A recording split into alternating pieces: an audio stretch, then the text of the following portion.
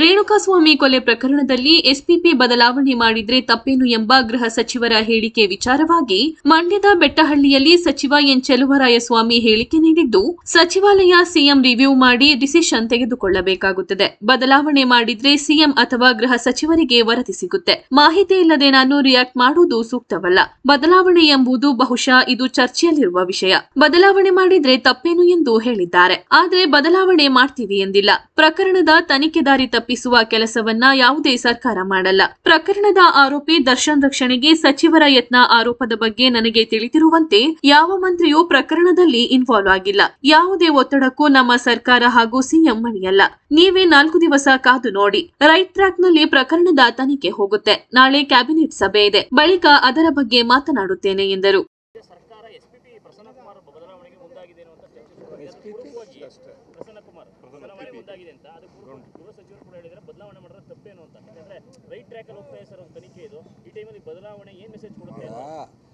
ಬದಲಾವಣೆ ಮಾಡೋ ಅವಶ್ಯಕತೆ ಇದೆಯಾ ಇಲ್ಲ ಅನ್ನೋದು ಗೃಹ ಸಚಿವಾಲಯ ಮತ್ತು ಮುಖ್ಯಮಂತ್ರಿಗಳು ರಿವ್ಯೂ ಮಾಡಿದಾಗ ಅವ್ರ ಮುಂದೆ ಬಂದಾಗ ಅವರು ಅದನ್ನು ಡಿಸಿಷನ್ ತೊಗೋಬೇಕಾಗತ್ತೆ.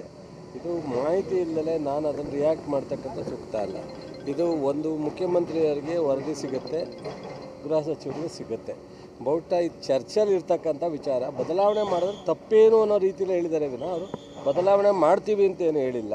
ಸೊ ಅದರಿಂದ ಬಹುಶಃ ಅದ್ರ ಬಗ್ಗೆ ಏನು ಅಂತ ಮಾಹಿತಿನ ಪೂರ್ತಿ ತಿಳ್ಕೊಳ್ಳೋದಲ್ಲೇ ನಾವು ಮಾತಾಡ್ತಕ್ಕಂಥದ್ದು. ಬೈ ಚಾನ್ಸ್ ಯಾವುದೇ ಸರ್ಕಾರ ತೊಗೊಂಡ್ರೂ ಮುಂದಾಲೋಚನೆ ಇಟ್ಕೊಂಡು ಈ ಕೇಸಿನಿಗೆ ಶಕ್ತಿ ಕೊಡ್ತಕ್ಕಂಥ ಕೆಲಸವನ್ನು ಮಾಡ್ತೇವೆ ವಿನ ಸರ್ಕಾರ, ಇಲಾಖೆ, ಇನ್ವೆಸ್ಟಿಗೇಷನ್ ಸಂಸ್ಥೆ ಯಾವುದೇ ಕಾರಣಕ್ಕೆ ದಾರಿ ತಪ್ಪುವಂಥ ಕೆಲಸ ಮಾಡಲ್ಲ. ಇಲ್ಲ, ಯಾವುದೇ ಕಾರಣಕ್ಕೆ ಆ ಒತ್ತಡ, ನನಗೆ ತಿಳಿದಿರೋ ಮಾಹಿತಿ ಪ್ರಕಾರ ಯಾವ ಮಂತ್ರಿಗಳು ಸಹ ಇದರಲ್ಲಿ ಇನ್ವಾಲ್ವ್ ಆಗಿಲ್ಲ, ಒತ್ತಡ ಮಾಡುವಂಥ ಪ್ರಯತ್ನ ಮಾಡ್ತಾ ಇಲ್ಲ. ಮತ್ತು ಯಾವುದೇ ಕಾರಣಕ್ಕೂ ನಮ್ಮ ಸರ್ಕಾರ, ಮುಖ್ಯಮಂತ್ರಿಗಳು ಈ ಒತ್ತಡಕ್ಕೆ ಮಣಿಯಲ್ಲ. ಅಂದರೆ ಈ ಕೇಸಲ್ಲಿ ಸರ್ ಒಂದು ರೈಟ್ ಟ್ರ್ಯಾಕಲ್ಲಿ ಇದೆ ಅಂತೇಳಿ ಸಾರ್ವಜನಿಕರು ಕೂಡ ಭಾವಿಸಿದ್ರು. ಅಂದರೆ ಇದ್ರ ಶಿಕ್ಷೆ ಆದರೆ ಒಂದು ಸ್ಪಾಟ್ ಆಗುತ್ತೆ. ಈಗ ಇವತ್ತು ನಿಮ್ಗೆ ಅನಿಸಿದೆ ಅಲ್ವಾ, ಇನ್ನೊಂದು 4 ದಿವಸ ನೋಡಿ, ರೈಟ್ ಟ್ರ್ಯಾಕೆಲ್ಲ ಹೋಗುತ್ತೆ, ಆರೋಪಿ ಶಿಕ್ಷೆ ಆಗುತ್ತೆ. ಸೊ ನನಗೆ ಅದು ಕೋರ್ಟ್ ಕೊಡಬೇಕಾಗಿರೋದು, ನಾನಲ್ಲ. ಸೊ ಅದರಿಂದ ಕೋರ್ಟ್ ತೀರ್ಮಾನಕ್ಕೆ ನಾವೆಲ್ಲರೂ ತಲೆಬಾಗಬೇಕು. ಬದಲಾವಣೆ ಚರ್ಚೆ ಇಲ್ಲ ಸರ್ ಸರ್ಕಾರ.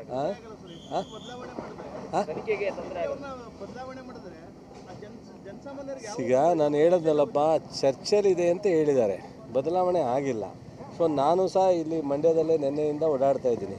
ಸೊ ನಾಳೆ ಕ್ಯಾಬಿನೆಟ್ ಇದೆ, ಮಾತಾಡಿದ ನಂತರ ಅದ್ರ ಬಗ್ಗೆ ರಿಯಾಕ್ಟ್ ಮಾಡ್ತೀನಿ. ಡೀಸೆಲ್ ಪೆಟ್ರೋಲ್ ಬೆಲೆ ಏರಿಕೆ ಖಂಡಿಸಿ ಬಿಜೆಪಿ ಪ್ರತಿಭಟನೆ. ಬಿಜೆಪಿ ವಿರುದ್ಧ ಸಚಿವ ಚೆಲುವರಾಯಸ್ವಾಮಿ ಕಿಡಿಕಾರಿದರು. ಬಿಜೆಪಿ ಅವರಿಗೆ ಯಾವ ನೈತಿಕ ಹಕ್ಕಿದೆ? ರಾಜಕೀಯ ಮಾಡುವುದು ಅವಶ್ಯಕತೆ ಇದೆಯಾ? ಪೆಟ್ರೋಲ್ 70ರಿಂದ 100 ಹೋದಾಗ ಏನ್ ಮಾಡ್ತಿದ್ದರು? ಮನಮೋಹನ್ ಸಿಂಗ್ 1 ಲಕ್ಷ ಕೋಟಿ ಕೊಟ್ಟು ಸಬ್ಸಿಡಿ ನೀಡಿ ತೈಲ ಬೆಲೆ ಕಡಿಮೆ ಮಾಡಿದ್ರು. ಮಹಾರಾಷ್ಟ್ರ, ಮಧ್ಯಪ್ರದೇಶ, ಕೇರಳದಲ್ಲಿ ಬೆಲೆ ಎಷ್ಟಿದೆ? ರೈತರಿಗೆ ಅನುಕೂಲ ಮಾಡಬೇಕು, ಅಭಿವೃದ್ಧಿ ಮಾಡಬೇಕು ಅಂದಾಗ ಬೆಲೆ ಏರಿಕೆ ಆಗುತ್ತೆ. ಟ್ಯಾಕ್ಸ್ ಇಲ್ಲದೆ ಸರ್ಕಾರ ನಡೆಸೋಕೆ ಆಗುತ್ತಾ?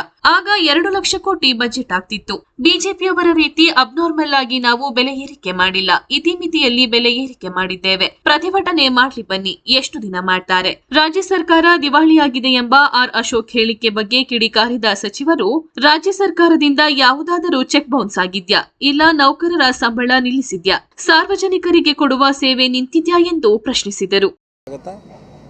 ಅವತ್ತು 2 ಲಕ್ಷ ಕೋಟಿ ಬಜೆಟ್ ಮಾಡ್ತೀರಿ, ಈಗ 3.5 ಲಕ್ಷ ಕೋಟಿ ಬಜೆಟ್ ಆಗಬೇಕು ಅಂದರೆ ಇವೆಲ್ಲವೂ ಜಾಸ್ತಿ ಆಗತಕ್ಕಂಥದ್ದು ಸಹಜ. ಆದರೆ BJP ಸರ್ಕಾರದಾಗ ನಾವು ಅಬ್ನಾರ್ಮಲ್ ಆಗಿ ಮಾಡೋಕ್ಕೆ ಹೋಗಿಲ್ಲ. ಒಂದು ಲಿಮಿಟೇಷನಲ್ಲಿ, ಒಂದು ಇತಿಮಿತಿನಲ್ಲಿ ಮಾಡ್ತೀವಿ. ಈಗ ಬೆಂಗಳೂರು ಅಭಿವೃದ್ಧಿ ಆಗಬೇಕು ಅಂದರೆ ಬೆಂಗಳೂರಿನಲ್ಲಿ ಯಾರು ಟ್ಯಾಕ್ಸ್ ಹಾಕ್ಲಿಕ್ಕೆ ಸಾಧ್ಯ, ಯಾವುದರಲ್ಲಿ ಟ್ಯಾಕ್ಸ್ ತೊಗೊಳಕ್ಕೆ ಸಾಧ್ಯ ತೊಗೊಂಡೇ ಮಾಡಬೇಕಾಗತ್ತೆ. ಇವತ್ತು ರೈತರಿಗೆ ನಾವು ಕೊಡ್ತಾ ಇರ್ತಕ್ಕಂಥ ಸಬ್ಸಿಡಿ ಇರ್ಬೋದು, ಮೊನ್ನೆ ಈಗ ಇನ್ಶೂರೆನ್ಸು 1700 ಕೋಟಿ ಕೊಟ್ಟಿದ್ದೀವಿ. ನಮ್ಮ ಜಿಲ್ಲೆಗೆ ಅಷ್ಟೇ 25 ಕೋಟಿ ಇನ್ಶೂರೆನ್ಸ್ ಕೊಟ್ಟಿದ್ದೀವಿ. ಈಗ 3454 ಕೋಟಿ ಬರಗಾಲದಲ್ಲಿ ಕೊಟ್ಟಿದ್ದೀವಿ. ಸೊ ಎಲ್ಲ ಸಹಾಯಧನ ಕೊಡ್ತೀವಿ. ಇವತ್ತು ಬೀಜ, ಬಿತ್ತ, ಗೊಬ್ಬರಕ್ಕೆ ಸಬ್ಸಿಡಿ ಕೊಡ್ತೀವಿ.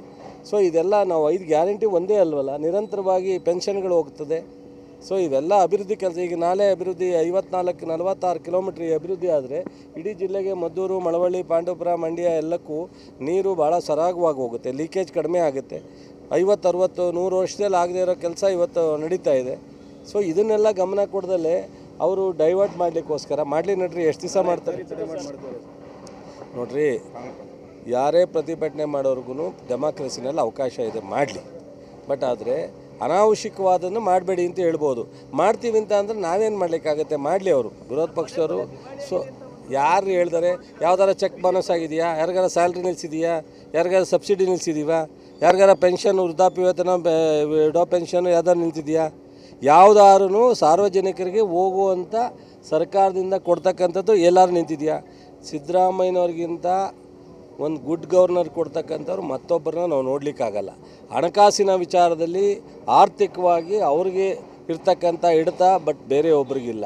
ಇವತ್ತು ನಮ್ಮಲ್ಲಿ ಸರ್ಕಾರ ಬಂದು 1 ವರ್ಷದಲ್ಲಿ ಯಾವುದಾರ ಒಂದೇ ಒಂದು ದಿವಸ ಸರ್ಕಾರದ ಖಜಾನೆಯಿಂದ ಇಂಥ ತೊಂದರೆ ಆಗಿದೆ ಅಂತ ಹೇಳಲಿಕ್ಕೆ ಸಾಧ್ಯ ಇಲ್ಲ. ದಿವಾಳಿ ಅಂದರೆ ಏನು ಅರ್ಥ? ದಿವಾಳಿ ಅಂದರೆ ನಮ್ಮ ಅಶೋಕಿಗೆ ಅದು ಯಾರು ಅಪೋಸಿಷನ್ ಲೀಡ್ರು ಕೊಟ್ಟರು, ಏನು ಕೊಟ್ಟರು? ಅಪೋಸಿಷನ್ ಲೀಡ್ರು ಅಂದರೆ ಒಂದು ಮುಖ್ಯಮಂತ್ರಿಗೆ ಈಕ್ವಲ್ ಆದ ಪೋಸ್ಟ್ ರೀ. ಅದು ಗಾಂಭೀರ್ಯತೆ ಇರಬೇಕು, ಮಾತಾಡ್ಬೇಕಾದ್ರೆ ತೂಕ ಇರಬೇಕು, ಏನಾರು ಕೇಳಿದ್ರೆ ರೈತರ ಪರವಾಗಿ ಇರಬೇಕು, ರಾಜ್ಯದ ಪರವಾಗಿ ಯಾವ್ದಾರ ಇಶ್ಯೂ ಇರಬೇಕು. ಅವ್ರು ಏನೋ ಒಂದು ಟೀಕೆ ಮಾಡ್ತಾರೆ, ಆ ಟೀಕೆಗೆ ಅರಳು ಇಲ್ಲ, ಮುಳ್ಳು ಇಲ್ಲ, ಉಳ್ಳು ಇಲ್ಲ. ಅಶೋಕ್ ವಿಚಾರಕ್ಕೆ ಕೌಂಟ್ರ್ ಮಾಡ್ತಕ್ಕಂಥದ್ದು ಅನಾವಶ್ಯಕ. ನನಗೆ ನಮ್ಮ ಸಿದ್ದರಾಮಯ್ಯನವ್ರು ಹೇಳ್ದಂಗೆ ಅಶೋಕಿಗೆ ತಿಳುವಳಿಕೆ ಕಡಿಮೆನೋ ಅಥವಾ ಮಾಹಿತಿ ಕೊರತೆ ಕಡಿಮೆನೋ ಗೊತ್ತಿಲ್ಲ. Thank you.